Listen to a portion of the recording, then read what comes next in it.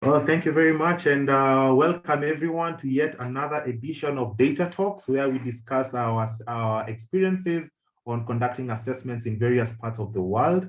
I am your moderator today, Arnold Njogu, and I'm very pleased to be joined by Dolgion Aldar, who is a socio-economic and livelihood expert with UNDP Timor-Leste.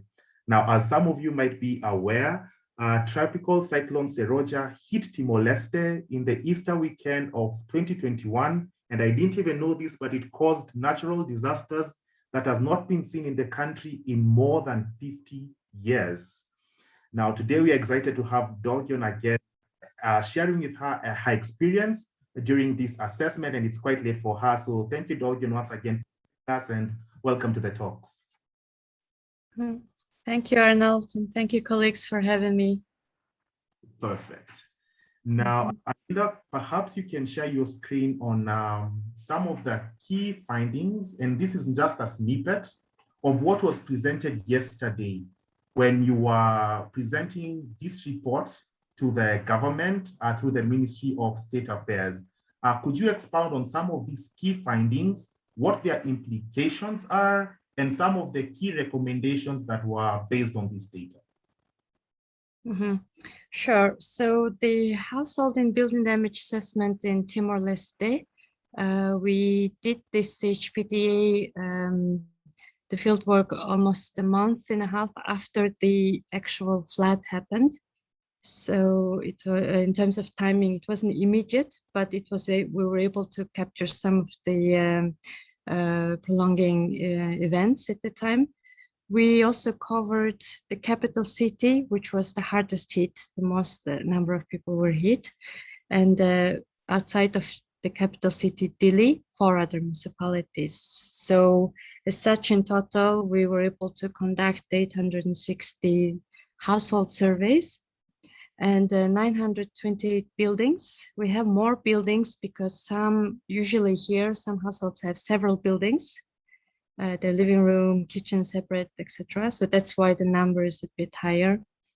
And we found that in terms of structural damage, so the building damage assessment part, because we did our survey slightly later than the immediate event, most of the buildings we surveyed had minor damages, but those fully collapsed, which you can see on the screen, 13%, were more common in locations outside of the capital, where not much support had reached at the time, and it was like small pockets of really severely affected households in small areas.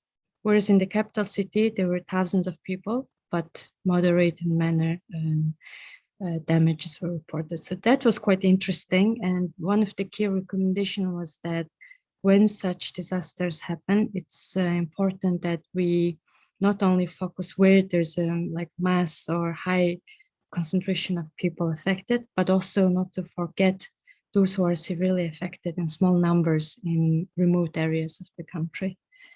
We also found in our livelihood survey, because we the survey targeted itself affected households, 90% of them reported drop in income, but most worryingly, 1/3 of them reported they lost more than half of their income. So that's quite significant, given that already Timor-Leste has high levels of poverty, and so it shows that any shock, any external event could easily disrupt livelihoods of these households. And to cope with this difficult time, what households have done, so they had to rely on cheaper food. We also had another set of questions on food insecurity, and compared to the national average, the food insecurity experienced by those households 30 days before the interview were twice as higher than the national average. So it shows the issue of food is urgent need in times of emergency. 42% had taken shelter. So we had this data not just from the households, but also how many members, individuals those households have, and of those, 42% had moved somewhere else outside their household. That's quite a high number. So when we asked them also how should the government support and what are their recovery needs, and 65% said they need to have access to water, safe water, and also housing, meaning also repair and the reconstruction of their houses. So that's a very brief overview of the results. Yeah, thank you very much, Dolgen. And I think this very well met your objective of assessing the damage, basing recommendations off of that, and also assessing the livelihood needs and conditions of affected households, and basing your recommendations also off of that. Another key objective that was stated during this assessment was to be able to inform the PDNA, or as some colleagues in the call might know it, the post-disaster needs assessment. It was to be able to inform that. So has it been able to do this, to achieve this? Because I'm aware that the PDNA has already started. And if yes, how exactly is it informing the PDNA? Mm-hmm. Sure. So the PDNA was one of the very important assessments that was requested by the government of Timor-Leste from UNDP and also wider development partners. So when we designed the HBDA, this assessment, we really tried to assess and measure the actual loss in livelihood, loss in employment, but also damage to houses, productive assets, and other livelihood assets. So in that sense, the way we designed the HBDA was really much focused on the PDNA. And the PDNA actually was handed over to the government 2-3 weeks ago. And we used these estimated loss and damage information to cost the entire cost that the country has faced because of the flood and also other landslides and other disasters. Yes. Oh, thank you very much. And very interesting that you said you had to contextualize the assessment and make it tailor-made to be able to answer the PDNA. Because what the Data Hub offers is a standard questionnaire on HBDA, which needs to be contextualized according to the local context, according to the languages, according to the time and resources that a country office has. So how are you able to contextualize your own questionnaire, to contextualize your assessment to be able to do this? Yes, so of course, when we first started, we had the library of questions provided by UNDP Search Data Hub colleagues. So that was very helpful, thank you. We had to contextualize in terms of selecting the questions, so asking the relevant questions. And of course, the HBDA is designed not only for floods, but also for different types of disasters. So we had to select, first of all, from the disaster point of view, the relevant questions. Also, answer options, we had to review most of them. For example, if we have a question on how many livestock, what kind of livestock do you have? And if there's an option, yak, for example, we change it with buffalo and like more common animals here in the way that people understand. So we had to rework a little bit most of the questions. But on top of that, as you know, Arnold, we've been at the same time of doing the HBDA, we were also conducting the socioeconomic impact assessment of COVID-19, which was a nationwide survey. So we were able to use similar questions, same questions for the key indicators. So we can compare, at least indicatively, compare the results. So that was really interesting. So they were able to use the same questions for 2 different scenarios. I like that, Dolgen. Ask the right questions, and if I can add in the right language, because you also had some translation done to translate the question into the local language, right? Yeah, into Tetong. Timor-Leste, one of the challenges is there are a lot of local languages, around 20 something. So we had to choose the main one, but we had to also use, have a local enumerators who speak both the main Teton language as well as the local dialects and other languages. So we had almost people who have to speak 3 languages in a way. Nice, nice.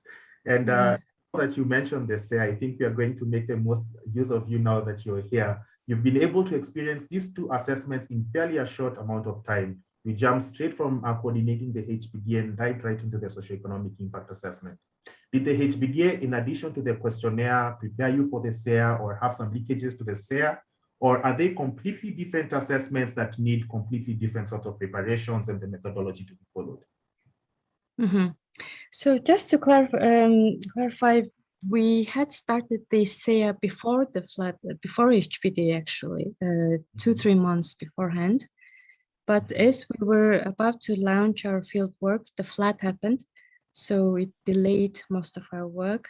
And because of the flood, we also had to redesign our entire survey questionnaire for the SEA. So in that sense, that allowed us to really work and compare both questionnaires. So the big difference between the 2 assessments is that the SEA is very comprehensive. It covers health, education, and many different areas, but it doesn't have the building or the infrastructural related damage component. So that was a big difference. Another one is the SEA was aiming to capture the national kind of situation. So it was a nationwide survey, whereas the HBDA was that we chose directly targeted, purposefully selected households that were affected by the flood. So in that sense, it was more targeted, and HBDA was more aimed to collect directly and in-depth information of the damage and loss. So these are the key differences I find. Yeah, nice. Already some keywords standing out for me are flexibility. You have to be flexible in how you design your questionnaires. You have to adapt them. Really good. And now that you've mentioned about the targeting and the sampling, I'll just go ahead and share a snippet of the presentation that was made yesterday on the methodology that you followed. And it was really interesting how you were able to use satellite imagery provided by you to inform your sampling. Could you just tell us a bit on how you were able to get your hand on these kind of resources, how you were able to use them, and if colleagues are going to embark on a similar methodology, what kind of limitations they can expect to get? Mm-hmm. Yeah, so this use of satellite image was very critical for informing the HBDA because just after the flood, so it's a very hectic situation. The government offices, everyone is busy providing emergency support and etc. So that means that the timely and availability of data about affected households was very limited. So for us, doing a large-scale survey, we need a very reliable sample frame, list of sampling units that we need. So in the absence of any official statistics or when the statistics was delayed, this kind of satellite image allowed us to immediately start planning our sample and the entire survey design, basically. So this is really important, I think, especially in countries where data availability is delayed and things like that.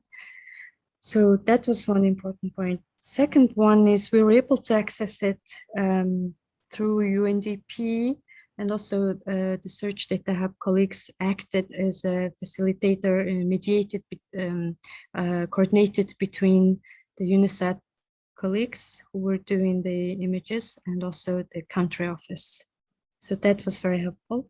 So what we received was a list of around, I think, 1,500 GPS points, which point potentially affected households by the flood in the capital.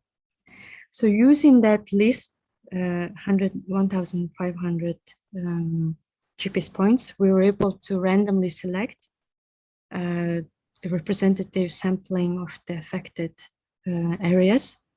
And we were able to directly visit those GPS points and verify in the field whether they were affected or not. And it turns out that almost more than 90% of these GPS points were accurate and they were affected. So the quality of the UNISAT images was quite high in our case. Right. Thank you very much, Dolgion. And indeed, a lot of the countries like small island states where a lot of attention is continuously going to don't have these data gaps. And it's good to hear that they can be able to use this kind of resources to fill in the data gaps when it comes to something. Just a point to note that I don't think we mentioned before, colleagues, in case you have any questions, please feel free to put them in the chat. I can see Arilda has already mentioned, we'll take some of them as we go. Some of them will take towards the end, so please don't be shy. You can go ahead and do that. Great. So Dolgion, back to the assessment. You are conducting again this HBDA at a time when COVID-19 again was going on. One question we like to ask at the time is, what were some of the challenges that you experienced? How did they overcome them? And yeah, what can you share with the colleagues here today in terms of challenges to overcome? Yes, so there were a lot of challenges. Of course, the flood itself is very overwhelming, and having to deal with emergency response, at the same time designing survey and organizing the field work in a safe way was very challenging. When the flood happened, the country had a sanitary fence, so which means you are not able to travel between different municipalities. You can, but you need a lot of permissions and different paperwork and things like that. So that's why initially we were thinking maybe we should focus only in the capital city where it was hardest hit anyway. But during the consultations, our livelihood cluster, combining different NGOs and government organizations, have actually advised that we should look outside of the capital, and despite the difficulties, we should try to engage those people in remote areas.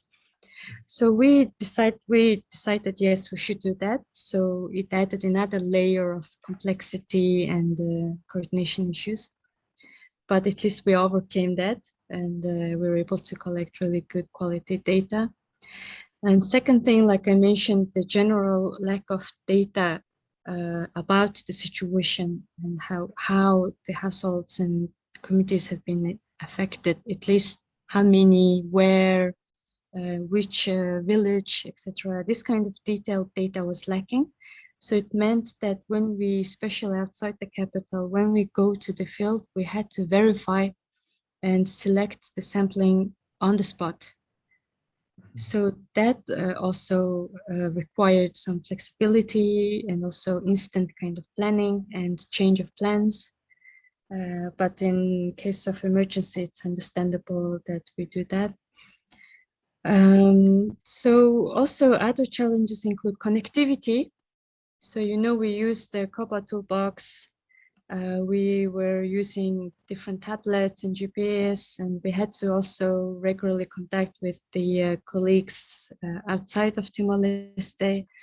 And internet connection here is very slow and sometimes unreliable. And especially when it's heavy rains, there are a lot of power cuts. So all these have added more challenges, but luckily we had the search colleagues provided some alternatives, for example, maps that would work offline, or COBA toolbox that can work offline. And we also had extra paper surveys just to be safe and things like that. So yeah, these were the general challenges. Nice, nice. And you mentioned something on coordination, but we'll go back there a bit later, just more on what you mentioned about targeting individuals or households to be interviewed. One challenge that is also experienced, especially in the aftermath of these kind of disasters, is households really need that help, and households really want to be assessed because they relate that with receiving help. Did you have instances where you got these kind of expectations from people asking, why are you not interviewing us? Don't you want to give us, the aid?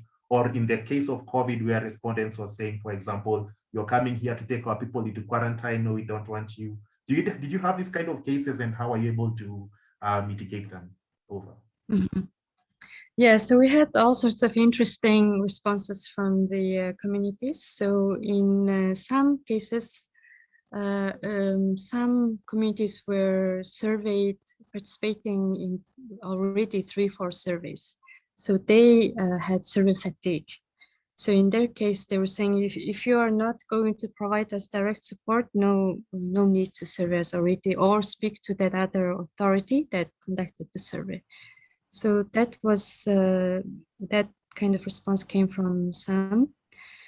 Another type was, yes, in areas where there were no assessments conducted or no government visit has been done. People were, because we sampled the households, some households were kind of offended why you are overlooking us, and we are also badly, and we also want to share our experience.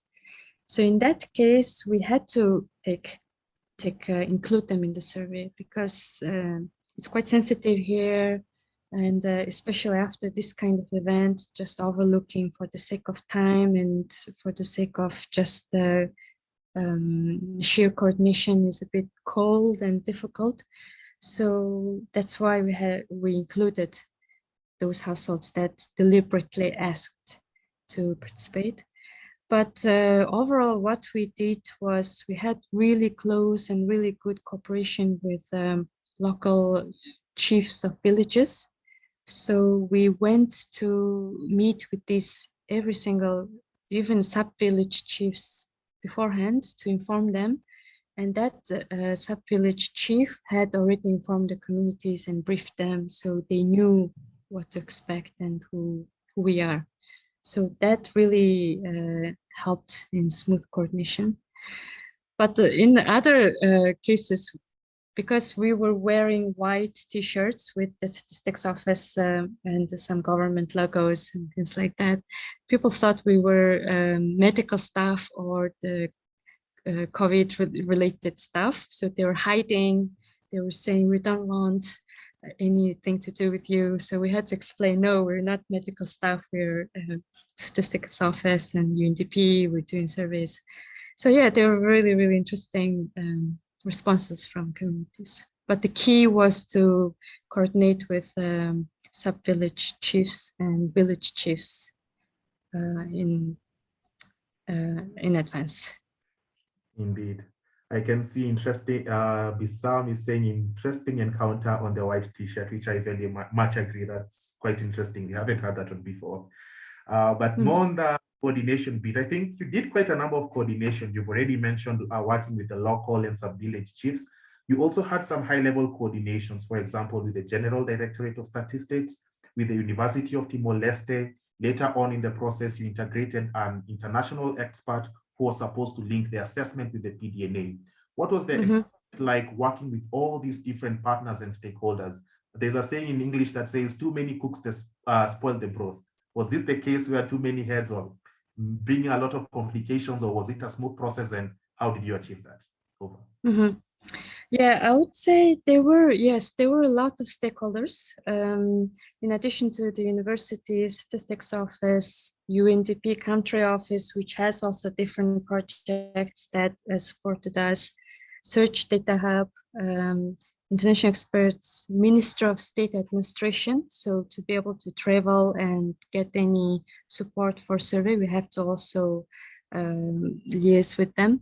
So there are around maybe 10 different types of stakeholders, but relatively it was smooth because each one of them brought different skill sets and each of them had different roles to play. So there were not many overlaps. For example, the international experts were there to provide input in terms of the PDNA, what type of data they need. From the Search Data Hub colleagues, they were designing the survey and consulting.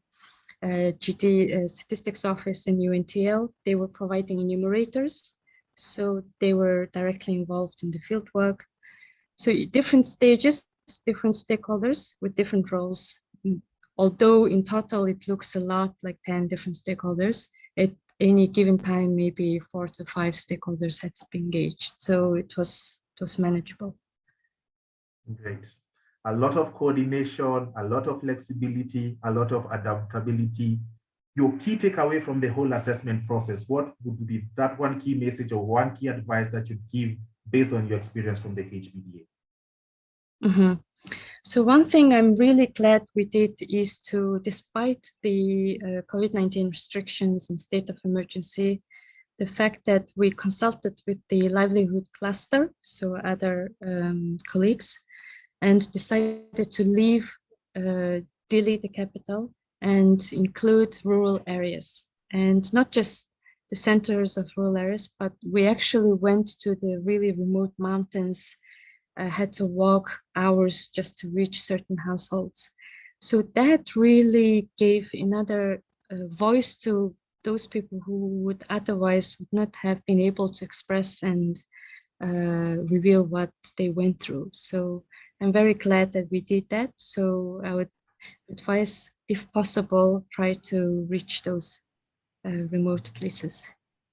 I absolutely love that. Leaving the UNDP mantra of leaving no one behind and putting it into action. Really great.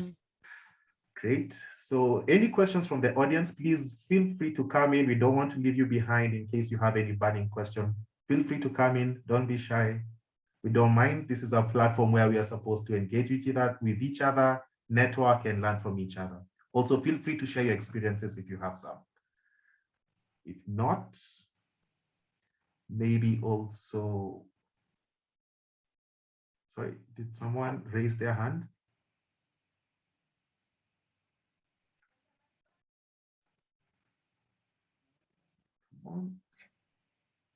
I have one question. Sorry, I cannot open my camera.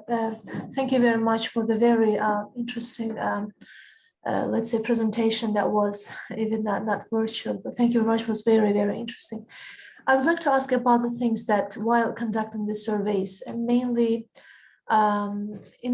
the mainly interesting part for me, like who actually you worked with in terms of like private sector or the government, who assisted you a lot in conducting the surveys, as well as to come to these conclusions so that the lessons is learned and you can tailor the needs.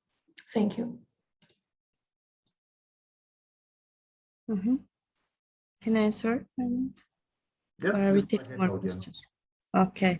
So in the field work, in organizing the survey, we worked with 2 government partners, so and academia. So one was the general director of statistics, the main statistics office here. So they already had good stock in terms of tablets and infrastructure materials. So we were able to mobilize quickly all the research related kind of assets from them. And they did the household and livelihood aspect of the survey. Also, we worked with the National University of Timor-Leste, the civic engineering department. So they provided us with engineers who surveyed the actual structural damages. So these 2 were the key stakeholders. And because they are experts in their own fields, we're able to also consult in terms of contextualizing and all aspects of the survey. Perfect. And I see we have 1 minute on the clock. Mike, you have your hand up. You want to come in? Sure. Thank you so much for the wonderful presentation. It's been very informative. I was wondering what the next steps for you are in East Timor. If you're using the data to inform a program moving forward, or what's your vision? Thank you. Yes, so next steps, first of all, we already used the HBDA to inform the PDNA. So the government is trying to mobilize resources using the PDNA. So that's one step we will continue working. But secondly, unfortunately, 2022, we also have forecast for bad weather and La Nina also coming. We already have early rainy season. So it's most likely that there will be another flood this year. So what this data really showed us is what are the preferred methods people expect when there's a support from government and other agencies. So donors and government can better coordinate between themselves in the most efficient way to support, provide emergency support. So there are already clusters that have been activated last year. So in case of another emergency, these clusters can use this data to design their direct support. But also we had our port launch with Ministry of State Administration and several other ministries, where they are, Dili is quite new in terms of urban planning and these kind of concepts. So these building structural, especially assessments, will inform the guidelines that should be developed for resilient housing and better standards, city standards, just to name few. Thank you. Thank you very much, Dolgen. Good to see that you're actually using this data and these assessments to make an impact, and it's not just for the sake of it. Well, colleagues, I'm afraid that's all we have time for today. Dolgen Aldar, many thanks once again for taking your time this very late in the evening for you to come and share your experience with us. Let's keep the conversation going on in our Teams channel and in our various platforms. Let's share experiences. And I'd just like to close this data talks today with one of the quotes that was made yesterday by one of the national directors of the General Directorate of Statistics, which was a major partner in the assessment. And he said that people often argue that data collection is an expensive exercise, which is true.